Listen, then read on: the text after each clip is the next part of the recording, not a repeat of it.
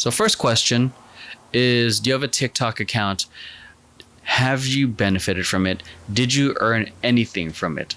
Earn? Yes, I have a TikTok account. I think it's a given for any person working in the social media space to at least have an account to familiarize with the different landscape. At least to me, it's like training for whatever the next thing can potentially be. And prior to TikTok, it was Musically. So that was getting used, whatever was happening with Musically got you ready for TikTok. Though it's not really that much different. Have I benefited from it? I think TikTok is just as educational in a sense as YouTube, some YouTube tutorials, because it's because it gets straight to the point in terms of what you're learning. It goes back like in the span of a minute. I know TikTok is not like you can hit like 3 minutes, but like the benefit of TikTok, it's short form content, and also you can share.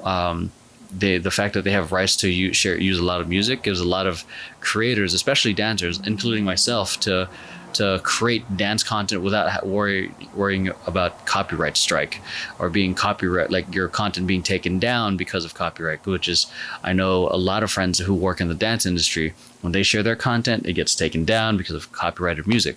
Instagram, Facebook, and YouTube, that happened a lot.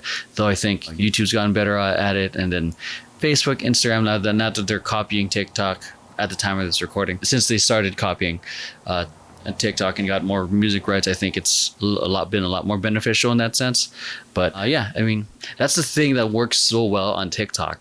Like, if you can give your end user, your client, your whoever your ideal person is, if you can give them a quick win within a minute, within 30 seconds, they are going to love you. And then, because then they're going to want more. The payoff comes faster on TikTok, whether it's entertainment or a tutorial. Yeah. Did I earn anything from it? No.